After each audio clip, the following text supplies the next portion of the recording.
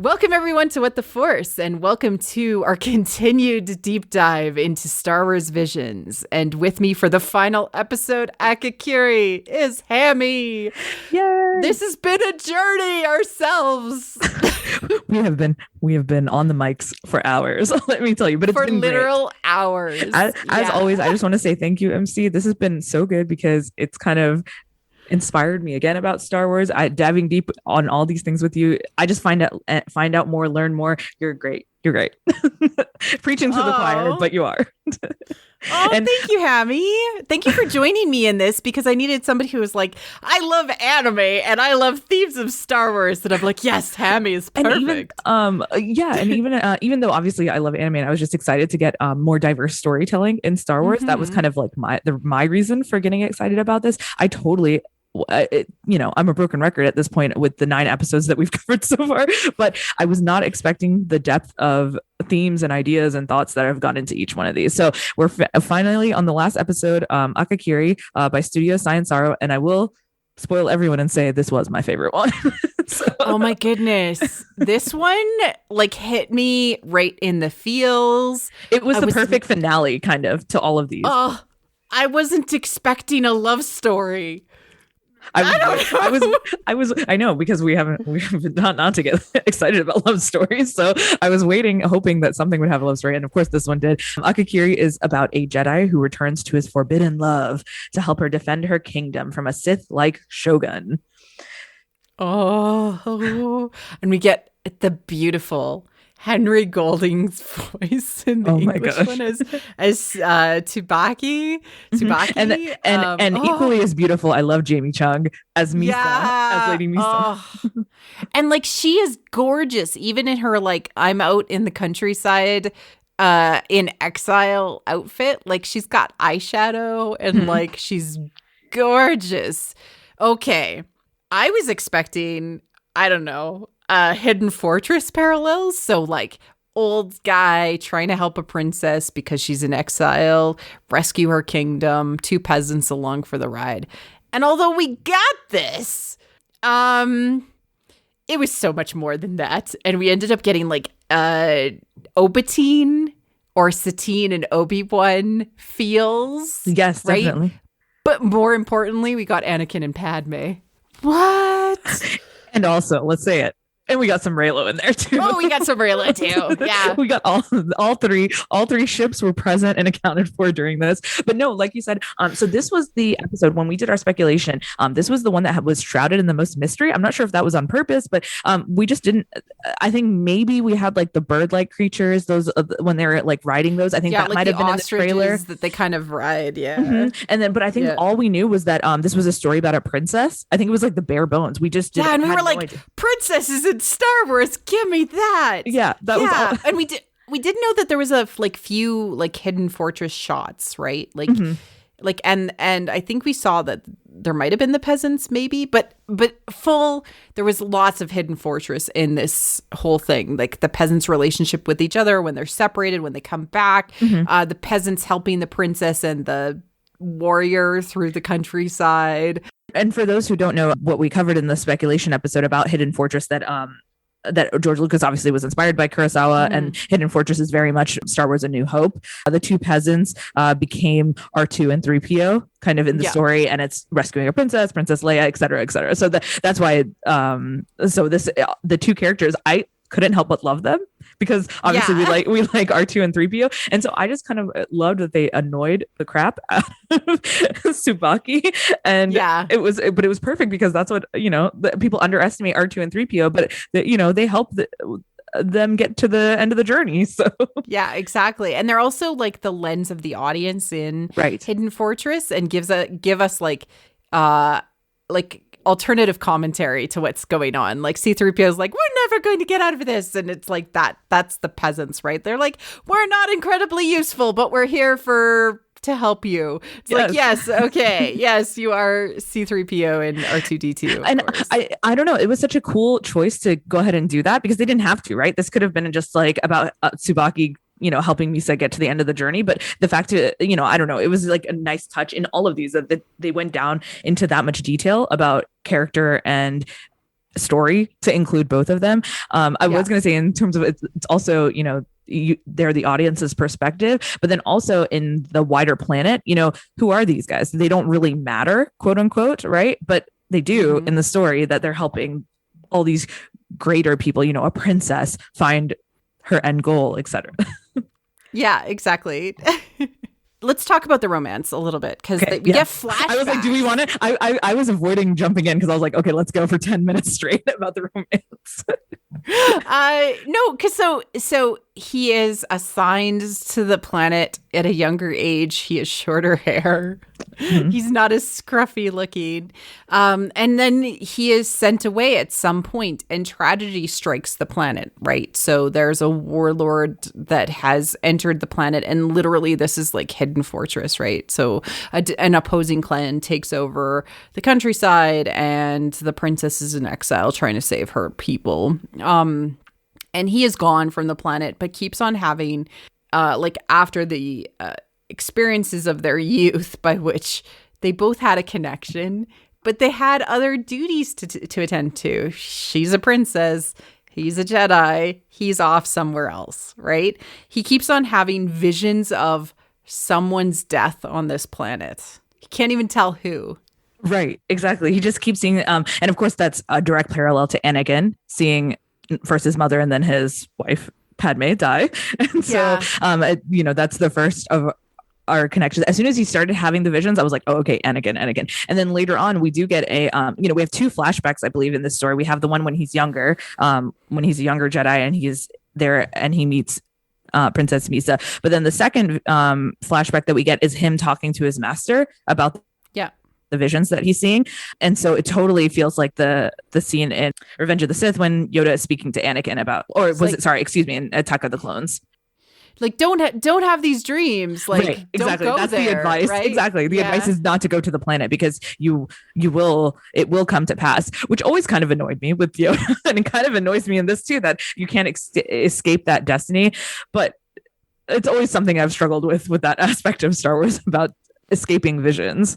Well, and like, okay.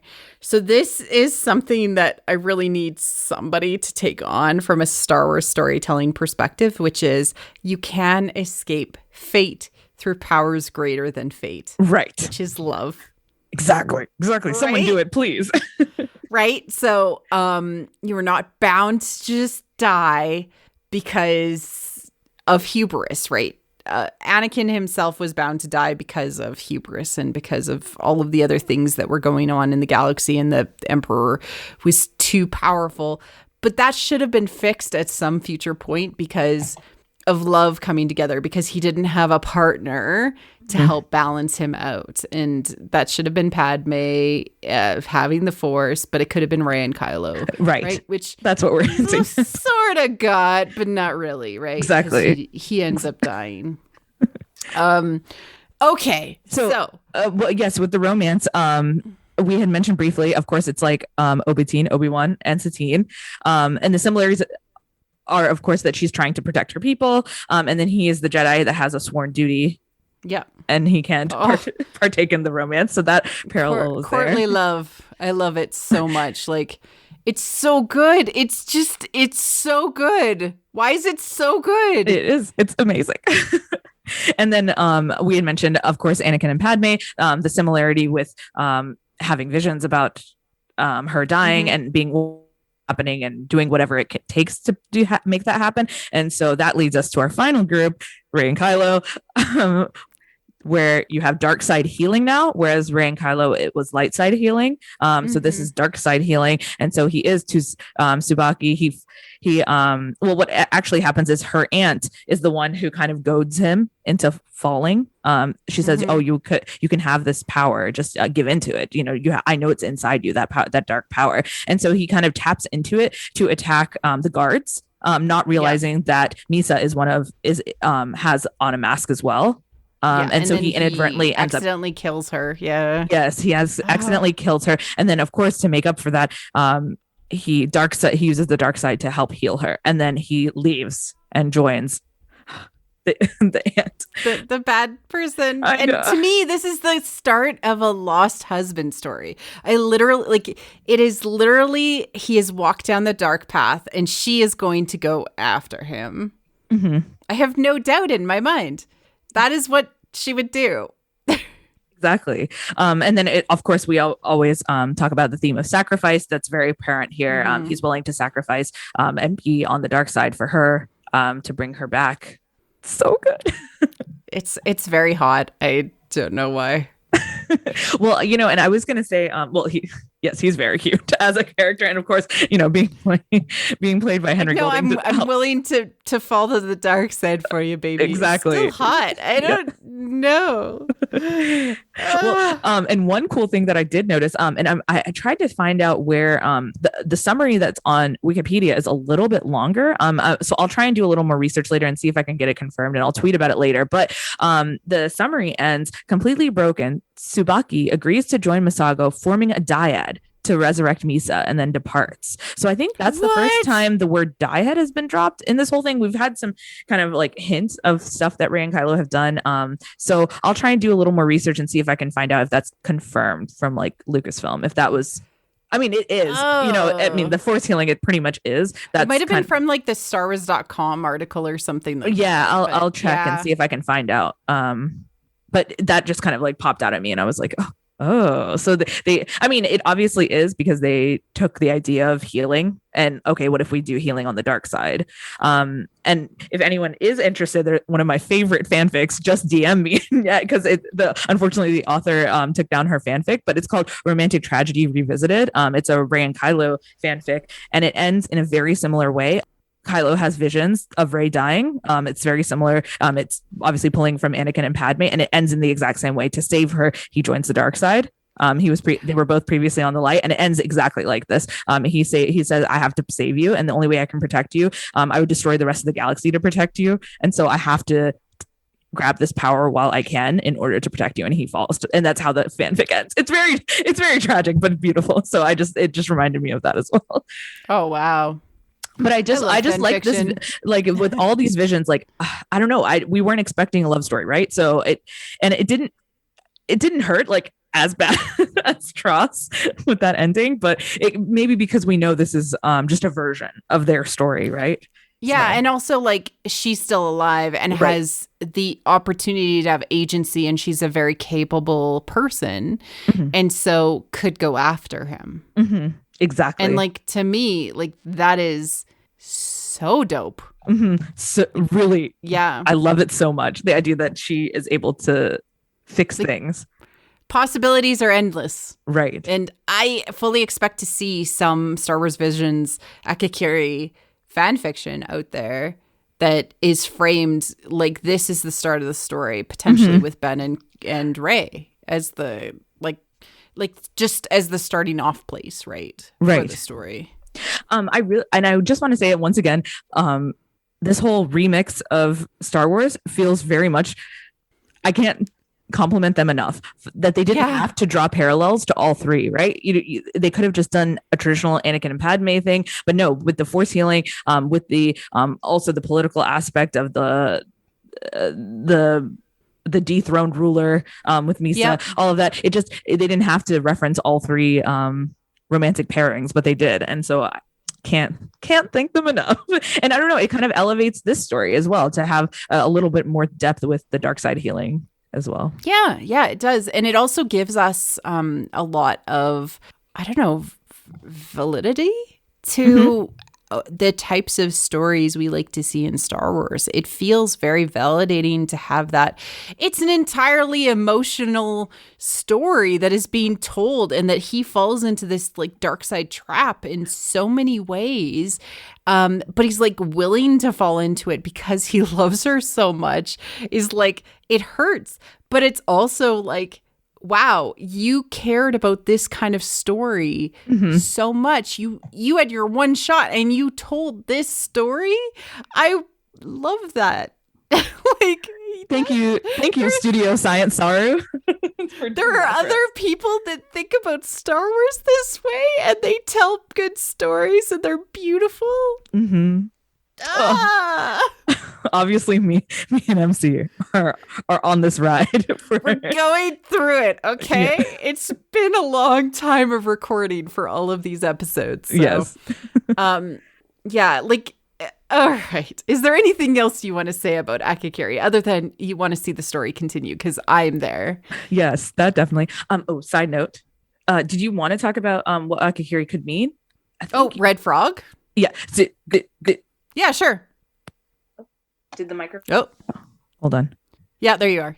Okay. Sorry. I didn't know if you wanted to talk about that any further or what it meant. Red fog. Yes. The dark side clouds your vision. And also it turns all red when he gets stuck in the moment of no return as well, which is really cool. Well, and I think also during his actual visions, when he keeps seeing her die, it's also red fog all around it. It's like fogged up. So he can't really see what's actually happening. Oh, love that. So good. Yay. Yeah.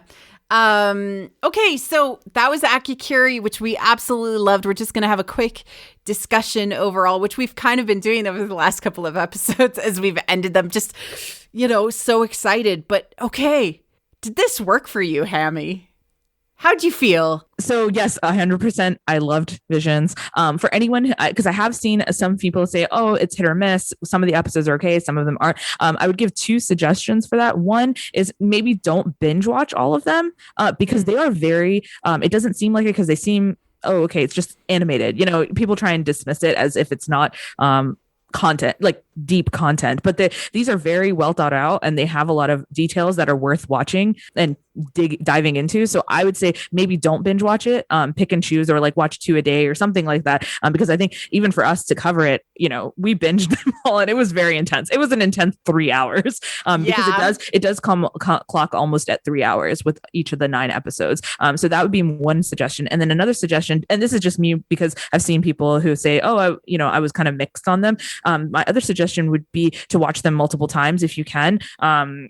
I definitely just even, watching them 2 times or 3 times, I got so much more out of the themes and the ideas. And it's kind of also cool because you already, when you're watching it the second time around, you already are familiar with the planet as you're watching because they do a lot of setup in those first couple minutes of the world. And so you're able to kind of catch more. So those would be my 2 suggestions. If you, didn't feel as powerfully obsessed as MC and I did. And then hopefully our episodes also help with that, that we kind of give you a perspective on how they captured all these themes. And I just want to really say thank you to the creators and to Lucasfilm for doing this because, there is an audience for it. There's an audience that appreciates this kind of storytelling. I don't know. It just felt like 9 Mortis episodes that we got to like really dive into. It felt so fresh and it made me love Star Wars again, like in a new way that I didn't realize I knew. And it was because all of these characters that were at the center of these stories, I instantly empathized with. I was like, this is a cool story. Ronan has such a cool idea. I'm so happy he's getting his own like full novel. Right. I'm so excited to read that too. Right. And like each of these seems like just a, that again, foundational moment for each of these characters. But I feel like there's enough that has even just been presented in these short vignettes that says Star Wars could do literally anything and never talk about the Skywalkers again. And it would open up the universe in so many wonderful and beautiful ways. And everyone would come along for the journey. These were all super successful in different ways. And 100%. And I think it really proved that with the fact that the references don't need to be those actual characters. Obviously, we have Jabba and Boba, in that one episode in Tatooine Rhapsody, but they didn't need to be direct references for us to still connect and remember the people that we love. Do you know what I mean? We could still think about Rey and Kylo. We could think about Luke and Leia. We could think about Anakin and Padme, Obi-Wan Satine. We could go down the list. We can think about, there was when Ronan says, I'm not a Jedi, I immediately thought of Ahsoka. Like you can still have that connection to those other characters without it being them. Like without it being literally them showing up. Yeah. To save the day. It can be these new characters who are exemplifying the similar themes. I don't know. It proved it to me as well that they can do this.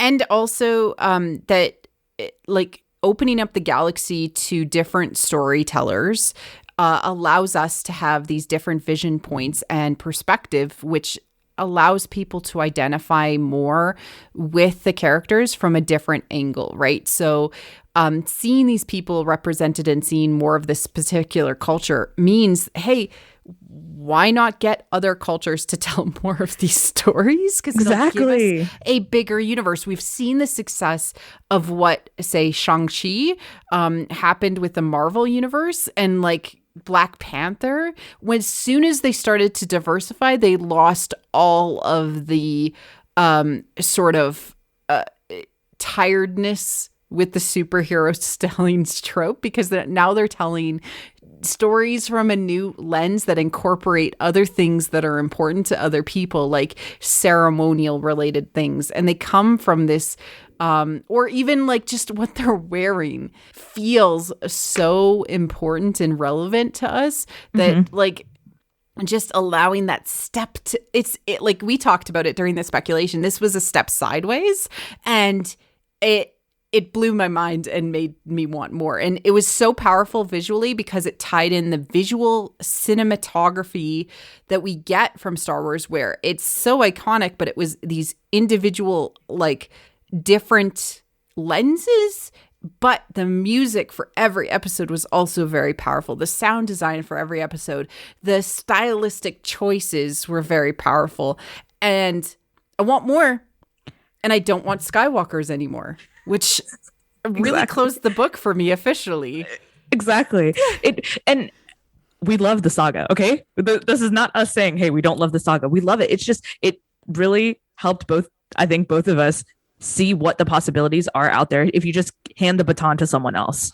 And these were shorts. These were 20 minutes. And look what they did. So if you gave someone a whole movie to be able to explore sideways, it doesn't need to be before the Skywalker saga, after the sky. Like, we don't need to always have that point in mind of like, oh, this is when that takes place. You don't need that. You can just let them do what they want to do and tell a unique story. And inherently, like, it's always going to connect back to the themes of Star Wars. Like, we're never going to lose those movies. We're never going to lose the Skywalker saga. It will always have a shadow. Don't looming. worry.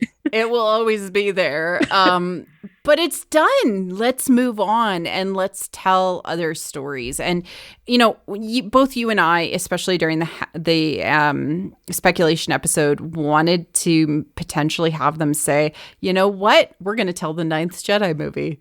That's going to be a thing. Or we're going to tell a full Akakiri story. Like, I want them to literally be that brave and say, we're going to do a full anime movie. Right. That's what we wanted when we mentioned the speculation. And to me, Disney Plus is the place to do it. If because obviously with everything going on in the world right now, we don't know what's going to happen with the box office in the future. So fine, if we're putting all of this money and resources into just expanding in this one bubble in Disney Plus, why can't we do this too? Like, the freedom and the budget needs to be placed there. So I hope more people will start watching this and kind of support it, so that they know that fans do appreciate new content. And and I do want to say, like, they've been quite successful with the Lego Star Wars brand and making it its own thing. Like, even with the Star Wars holiday special that came out, as well as the Star Wars like spooky Halloween fest that's going to be coming out in October. They can go down that path. They can also explore in these paths, and all of these things can exist together, and they still have meaning, and they still have like beauty to it. And this is the beauty of transformational works that take the original ideas, but then express them in new and different ways. And perhaps learning lessons from what the Star Wars Vision storytellers tell us will help refresh and bring new breath of life into the on-screen canonical version of Star Wars as well. 100%. I'm so glad you brought up the Lego specials as well. I was going to also say, from a fan perspective, it's kind of nice having the pressure off.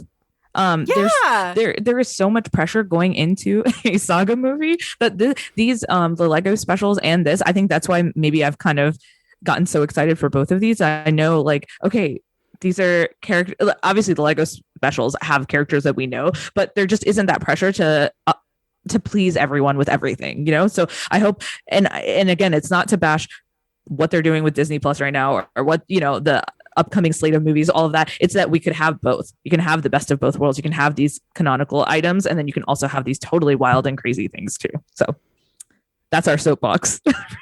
Absolutely. So we haven't officially heard that this is the last of this. IMDb has said second season ? So I would like more. Yes. We're putting out a request for season 2, please. I respectfully accept more Star Wars visions. Lop. Absolutely. Hammy, any final thoughts? Anything that's left in your mind after speaking with me for so many hours on this? Marie Claire and I have been on the call for about 3.5 hours. So no, I think I've said everything that needs to be said. Thank you, MC, for having me on again. I genuinely thank you as a fan, as a friend. Thank you for having me on to discuss this. I hope other people feel inspired to watch Star Wars Visions. I mean, I know we talked full spoilers this entire time, but maybe you just wanted to kind of see what we wanted to say. And so hopefully that kind of helped spark your interest in the show. Yeah, and I absolutely wanted to deep dive into this because fundamentally there was tons of symbolic meaning behind the scenes, as well as ties and parallels back to the core themes of Star Wars. And you and I, through discussing these things, like you discovered things and I discovered things that we were like bringing to each other. And part of that was just the enjoyment of being able to share these things. And I always feel very embarrassed when I watch Star Wars. Star Wars I'm excited about for the first time. People who are next to me are like, why are you so freaking embarrassing in the theater?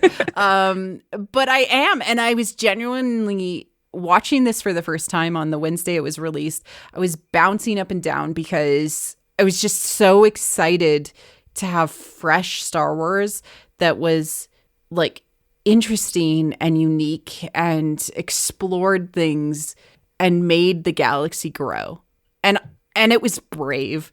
Mm-hmm. It was brave and weird at points. Yeah. And that in and of itself is wonderful. Exactly. They were so brave. And I don't think they ever worried for a second about what the fan reaction would be, or, how are people going to, I mean, at least it didn't come off that way at all to me, that they were considering anything about it. It just seemed like creators were given free reign and they got to do what they wanted to do. Like it was all up there on the screen.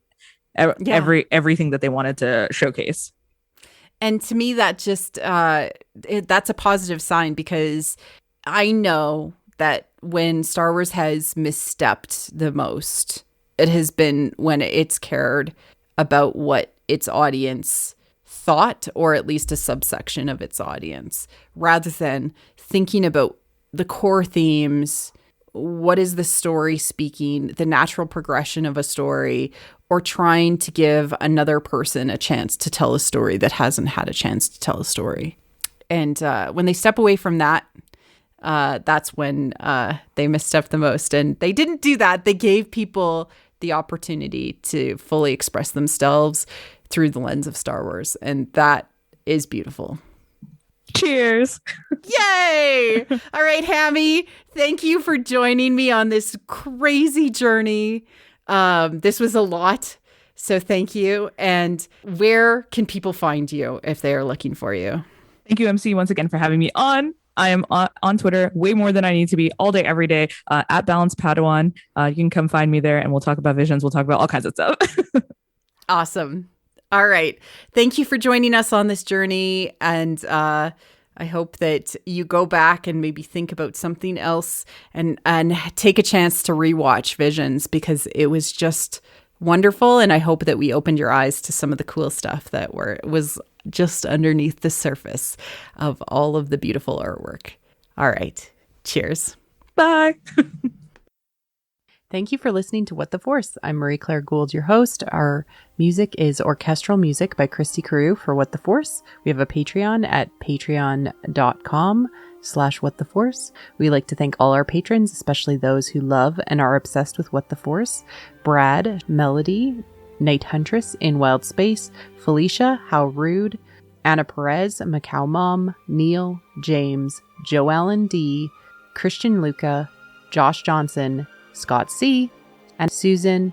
Make sure to like and subscribe on YouTube or leave a 5-star review on iTunes or other pod apps. It helps people find the show. Check out our other channel on YouTube or other podcast feeds, What the Fiction. You can connect with us on Twitter at WT Force Show, What the Force Podcast on Facebook, or our website, whattheforce.ca, or on our Discord. Links are in the liner notes. Feel free to reach out and start a conversation. Cheers.